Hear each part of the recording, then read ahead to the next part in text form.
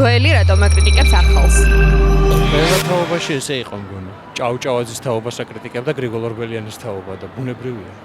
რაღაცა კონკრეტული მიზეზი რო იყოს, არ ვიცი, რა ვიცი. კონკრეტული მიზეზი არ მგონია რამე იყოს, მაგრამ ბუნებრივი არის თაობათა ცვლას მოყვება ეგ ყველაფერი საერთოდ. და მაინც რა გგონიათ კონკრეტული, რა შეიძლება ახალ თაობაში არ მოსწონდეს ძველს ჩვენს შემთხვევაში? ნუ რა არიცით, ალბათ ცოდნის ზრდასთან ერთად გარკვეული ღირებულებების გადაფასება მიდის ხოლმე.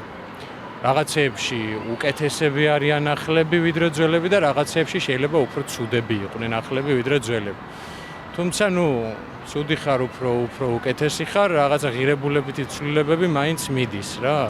ალბათ ეს არ მოსწონთ და ასევე ალბათ ის არის რომ თვითონ რო აღარ ხარ ახალგაზრდა ადამიანი.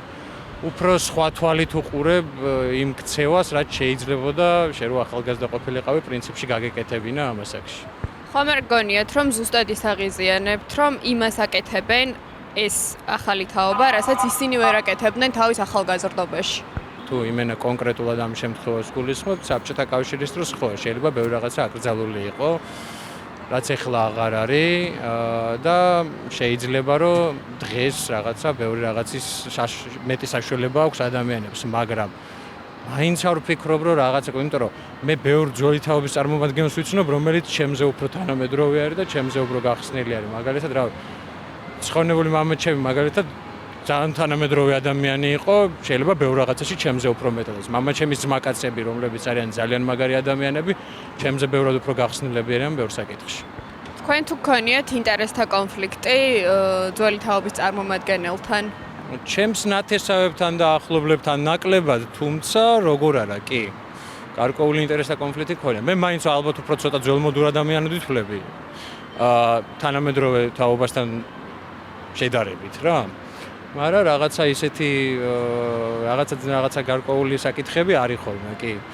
შეიძლება მე რაღაცა საკითხებს, აი მაგალითად საქართველოს ისტორიაში ცოტა განსხვავებულად უყურებ და ისინი ცოტა განსხვავებულად უყურებდნენ. ზოგიერთი მეფე შეიძლება ძალიან მოსწონდეთ, მე ნაკლებად მომწონდეს. ზოგიერთი პოლიტიკური ფიგურა შეიძლება მეტად მოსწონდეთ იმათ და მე ნაკლებად მომწონდეთ. ნუ ახლა სიტყვაზე აი სტალინი შეიძლება მოსწონდეს. აი ბაბუა ჩემს ძალიან უყვარდა, მე სტალინი ძალიან არ მიყვარს და ეს არის. ლოგიკურია. ძველმოდურ ადამიანად რატომ თვლით თქვენს თავს? ძველმოდურ ადამიანად რატო ვთვლი?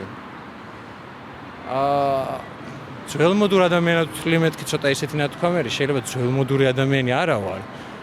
მაგრამ რაღაცა აი ისეთი რაღაცა, აი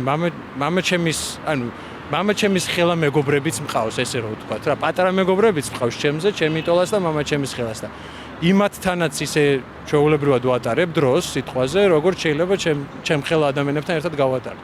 ძალიან ჩვეულებრივად ეს უჭირს ხოლმე ჩემი თაობის საზოგადოებას, ჩემზე პატარებს ცოტა უჭირთ ხოლმე. ამიტომ შეიძლება ჩავითვალო, თორემ მე არ მგონია რომ ძველმოდური ადამიანი ვარ. თქვენ რა გაღიზიანებთ ჩვენს თაობაში, ახალ თაობაში?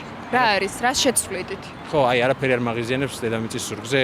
ძალიან ცუდი ნათქვამია ზოგადად რო თქვა, ეხლა ვიღაცაში რაღაცა მაღიზიანებს. ყველა ადამიანი ინდივიდი და აკეთებს ისე როგორც უნდა.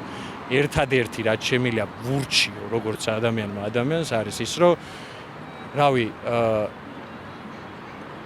არ ვიცი, აი როგორ თქვა, საკუთარ თავთან იყვნენ პირველ რიგში მართლები რა, სინდისთან იყვნენ მართლები და იმის იქით მერე უკვე ყველაფერი ხდება ის, ნუ რაც ნებისმიერმა ადამიანმა შეიძლება გაიაროს ცხოვრების მანძილზე.